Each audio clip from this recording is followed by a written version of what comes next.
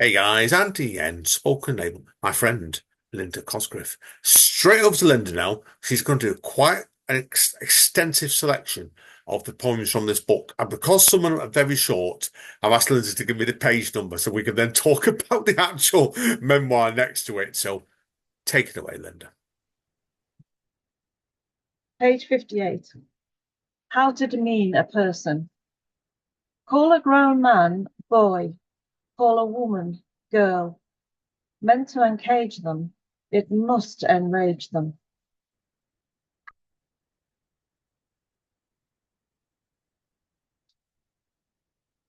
Sorry, Andy, you're on mute. I'm muting myself. And typical incompetence as normal. Now, obviously, this is about the poem's called How to Demean a Person. Obviously, like this is a practice I'm not familiar with here. So you better tell us a bit more about this practice that came with this piece. Yeah, okay. So the white population on the whole had nothing but pejorative terms for the rest of the population.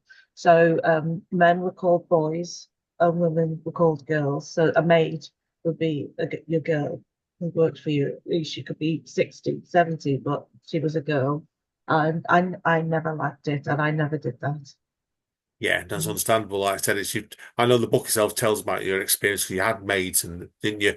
And Yeah. people are wondering, the maids you had, you treated them all really well. The book quite clearly states that. I don't want anything going around about you beating people or anything like that. 'Cause you didn't, most definitely didn't. But yeah, it's not something I'm comfortable with, don't you? What you said there, and I can understand why you wrote that piece as well. Yeah. Yeah. This is one of the ones that I wrote just this year, Oh, is it especially only for the yours? book. Right. Yes, Yeah, it's, it's it's one of my new powerful. ones. So it's what your strengths are as a writer, really, because you can write some very, very short, quite precise, fascinating pieces. And this is a great example for it. So anyway, let's move on. On to number Okay. two. Anti-apartheid movement, Sorry, page sorry, Linda. 70. Oh, say Sorry, 70, page page 70. 70. Right, Page say it 70. again, Linda, sorry. All right. Page 70, anti-apartheid movement.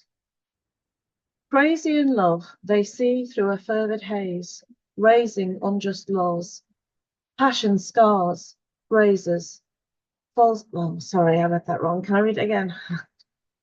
I always do this. Sorry. Can you edit this?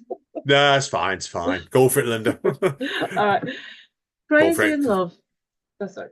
Crazy in love, they see through a fervid haze, raising unjust laws, passion scars, grazes false cultural ideals. Black and white race to connect, skin on skin, ignoring political sin.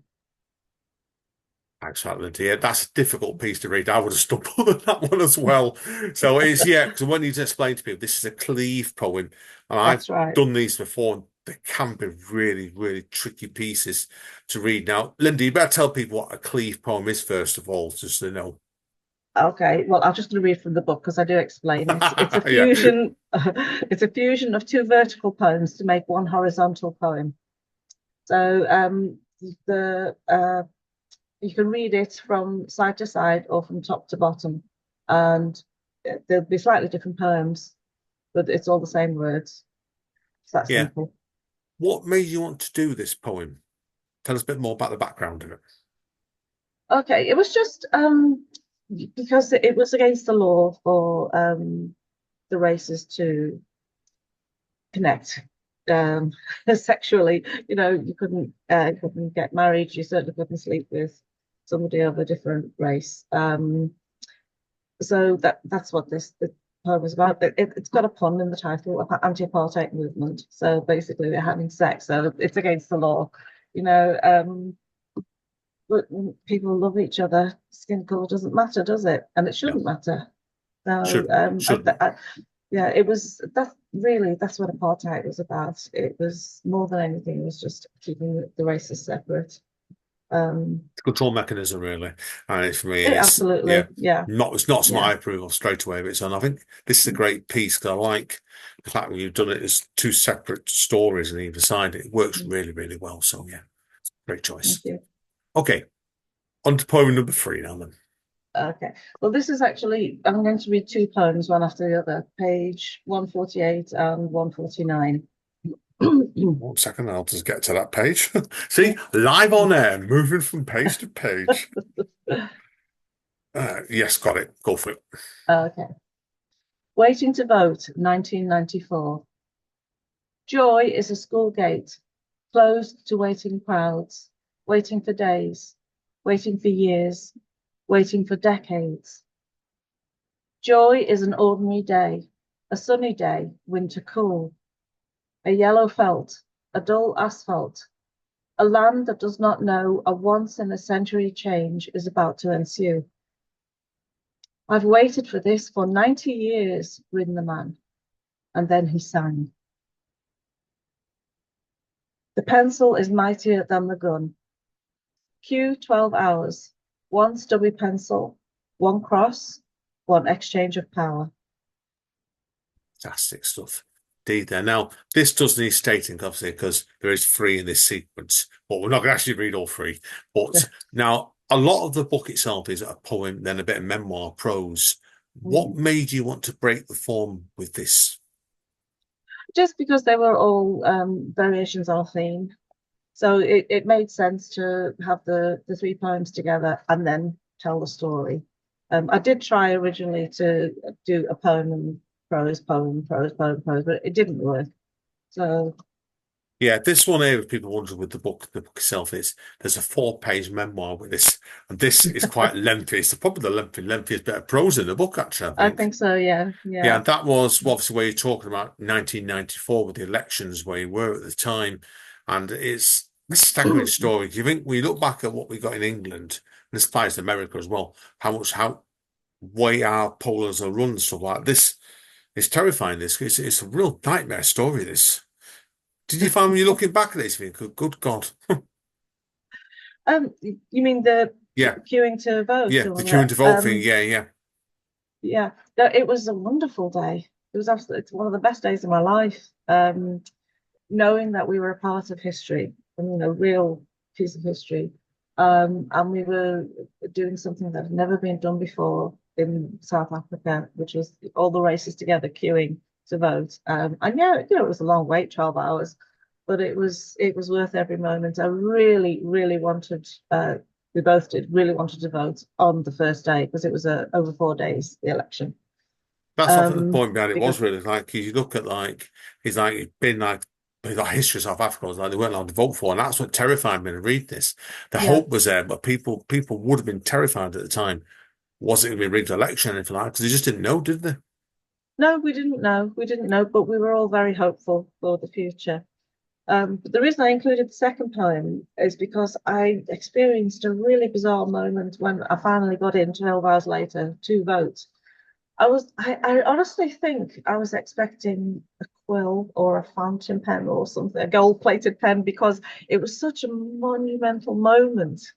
To cast your vote in that election that it really didn't deserve a tatty little pencil. Yeah. Um, but yeah, it was really one of the best days of my life. Oh, best way. Now Yeah. I've got to actually go to the third poem in the book. This little sequence, which you're not going to read out, electoral maths. What I'm Oh interested in learning yes, about is the last line in it. 'Cause the last line of the short poem goes, "Something doesn't add up." yeah. Why Okay, did you so tell us about that? yeah, so the poem is I'm using maths to tell the story of the election. And there's something doesn't add up. The missing ballot papers, which we actually have quite a few here. You can buy them um, online. You can buy them in sort of antique shops and things like that.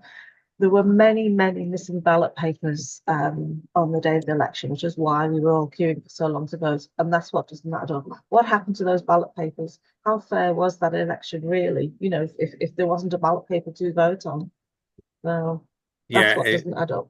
no, it's fair play to you. So, Mm. but thankfully, South Africa now is in a better state than what it was.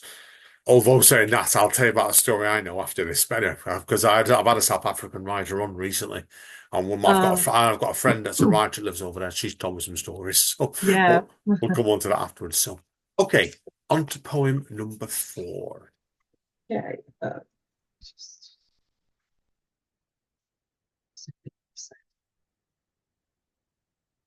page 176. A voice from the grave. You, Nkonte Wesizwe, military arm of the ANC. What killed me? A bomb? One cadre with a bullet? A panga? A necklace of fire? Why the beating, the rape, the malice? I accept that my death was obligatory, but was viciousness mandatory? Could the spear of the nation not give me a clean execution?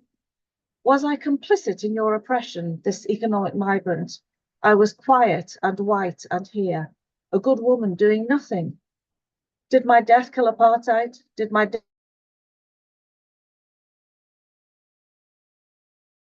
some why? Tell me, don't tell me. Did you slaughter them too? Wow. Again, really, really powerful, that one. Now, obviously, before we talk about the memoir side of that, what I'm really interested in this is, people see the poem in this, is the first four main stanzas in the piece are on the left-hand side, Yeah, but the formatting is changed on the last two lines. I know it's on purpose, but for yeah. people who are interested, why did you do that approach? Um, I'm a lot of my poems, um, the effectiveness comes from the way they look on the page. This is why I find it so hard at write out loud to find something to read, to Yeah, read out. I mean, there's one poem in here which is basically the lines are all redacted because it's about censorship. yeah, I remember that one. Which is I don't think you're yeah, going to read that one today. That'd be quite no, hard. it's impossible to read out loud. So that's what that is. It's that talking about the violence and the anger and everything else. But at the end of it, what really matters is your family. And, the narrative voice here is speaking from the grave. She's dead already. She doesn't want to know that a family has been killed, although she thinks it's probably likely. She'd rather be in a state of ignorance, but it because it's moving away from the anger. All of those first four stanzas, it's fear. It's the fear for the family. So that's what I was thinking there. Yeah, Um, it works really, really well, to be honest. It's a mm, great piece. All your piece, Linda, anyway, with it, certainly. And obviously, people want to curious about this. So obviously, like I said, this is another piece where you're talking about where you stayed in South Africa in the years before the first free and fair election, didn't you? And this goes on a lot of the background of that, doesn't it? Really, it talks about a lot of the tension, doesn't it? Really, as well. yes, yeah, yeah. Just there was it's actually this is set after the election. Oh, sorry, this is read it wrong. Sorry. Yeah, yeah. No, Historical accuracy is typical me. what you find throughout history, whenever there is socio-economic change, political change, there's great upheaval in a country, and there's dissent and there's anger. You think about 1917 in Russia, many a revolution, a civil war. So the people were expecting, we were all hopeful for the future, but we were nervous. The election happened, and the massive change didn't happen all at once because it simply can't. It's not that you can't just change things overnight. It takes time, and the people were promised houses and jobs and cars and things like this. Very often scammers would take a black ball round a white area and say to them, choose your house for after the election and give us this much money and it'll be yours, and then after the election, these poor people would knock on the doors and, this is our house. And of course it wasn't. It just didn't happen like that. So there was a lot of anger. There was a lot of anger and the violence rose exponentially. There was that's it. There was a viciousness to it because of the anger. Yeah, I can Yeah. see it because it's human corruption basically caused all the Yeah. hassle, didn't it? And the greed, yeah. So Yeah. terrible times. Okay, I want to, is that first four poems now where I got my mathematics wrong? I've lost track. Have you Sorry. got two? Have you You got have to two more then for you do two for us? more. Okay. So this one is just before the election, page 138. Pre-election jitters. Civil war is on the tip of the country's tongue. You might have to flee for your life. What do you pack in your bakkie? Dried goods, canned food, water, candles, matches, can opener, two 25-gallon drums of petrol, ammunition for the firearm you keep at your hip, a map to Zimbabwe, the things you need to survive. You fear the day is coming soon. You might be one of the lucky few to be airlifted out of the country by your former government. What do you pack in your tiny suitcase? Family photographs, videotapes of your baby, his first curl, the battered jewellery box that was an 11th birthday gift from your parents. The jewellery in it, inexpensive, sentimental. The things you need to survive to make surviving matter. Brilliant. Yeah, I like the repetition on that on the second part of that, and then Yeah. to mention about to make surviving better, because I think it's about how you actually. It's not always the case, is it, when you're running and stuff? Like you take all your most expensive stuff. It's not. It's the stuff, the memory side of things. It's the So things that really matter to you. It was a good lesson really in materialism. It yeah, showed me what really mattered to me. And we did do that. We stockpiled all of those things, the food and the water and candles and the whole thing. Um, and then I had the little suitcase ready because we were naturalized South African citizens. We didn't know if it came to it, if Britain would airlift us out of the country. But um, the it was expected that other nations would airlift their citizens, and because we had dual nationality, we didn't know we would be saved. So we had all of those things ready. We have the bakkie. The bakkie is like a pickup truck. We had that all packed, ready to go, make a run for Zimbabwe if we had to. oh So, wow, yeah, and I'll get complete with it. So it shows you. But it does it. Do you look back at it now and you think to yourself, that must have been quite a real big wake up call to looking back at that one now and memory side of things.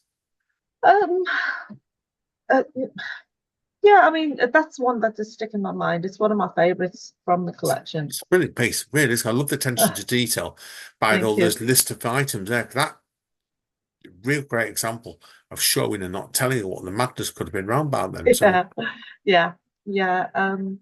Yeah. What the experience did when they talked about the Millennium Bug and the whole world will fall apart in when we the year 2000, whatever. I didn't buy into that whole hysteria because I thought, been there, done that, you know, yeah. um, and we were absolutely fine. So in both cases. Brilliant. Okay, let's go on to the big finale now then. All right. Well, I, this one, I think you can't have a collection about South Africa and apartheid without a poem about Nelson Mandela. So this is page 132. So, I will just explain. I saw the film Invictus, and I learned that the poem of the same name inspired him during his incarceration.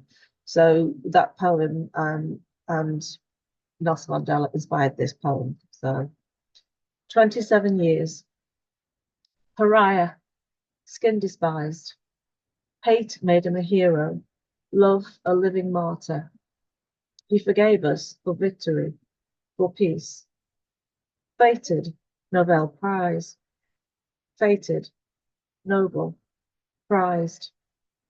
In freedom, he became the keeper of our country's soul. Magnanimous, he made it whole. Fantastic. Again, really, really good stuff. That I had the opportunity of meeting him some years ago, and I forget why Wow. now. Yeah, someone came up, I forget why now. And I can't remember why. I've got the feeling I ended up with stomach upset. And Oh so I no. was too ill to go, and it was a job hunt at the Oh, time, what and I a can't think shame. why. I can't. I've got a horrible memory when I was at the co-op, Mm. not the co-op, Great Universal back in the 90s. Definitely had the opportunity to meet him. I was too ill, I was off sick, and it always Oh, bugs me that to this day. So it does, yeah. that's Yeah. fine. Did you ever have the chance of meeting yourself? Oh Did you? Or no, no, no, not at all. oh no. If only so. I know it's that. It's one of those things where you wish you could meet people, can't you? Sometimes, like, Yeah, but yeah, yeah. But I yeah. do mention in the book, Paul's nephew knew an Afrikaner who'd been a bodyguard for Nelson Mandela. Oh wow. Um, and he's 6 degrees of separation. So yeah, the bodyguard was full of admiration for him. And this was an Afrikaner who'd, grown up during apartheid and everything. So yeah, he Yeah, did it's just he was we were um we didn't think anything of him at all because he was a banned person. So he was never talked about. And then, the rest of the world knew about him. And then he was a terrorist, but he was locked up. And then he became the diva, this beloved leader, who did so much to unite the country. I think he's going to go down in history. He's going to go down in history. One of the greatest people ever Mm, lived this planet, John. Sure. yeah, There can't be many more that have that sort no. of warmth for his country. Have off in any stretch of it. So yeah, that's why I think it's great when we'll give those spoilers away, but he may appear on the front cover. We'll leave it at that. So definitely. But listen, Linda, it's been a pleasure today. I've been to think. I always tell people this when I first did this podcast. I'm 2/3 of the time I'm usually people I'm meeting over time, Yeah, but it still comes out because people like yourself I've known for what 14 and 15 years now and just coming yeah. on first time, so definite. So when your next book's out, let me know, okay? Love to have you Oh, in well, again, do right? thank you. So Thank you hope so much for having me. It's been brilliant. yeah, fully enjoyed Mm, it. Hang around because I'm doing this torture off microphone okay. anyway. But anyway, guys, goes, yeah, that's it for today for Spoken Label again. Thanks to Linda again. Absolutely love this today. It's been a pleasure, Linda. Thank you. Thank So you. as Don Callis over at AEW Wrestling says, stay safe and stay over, and we will see you all next time.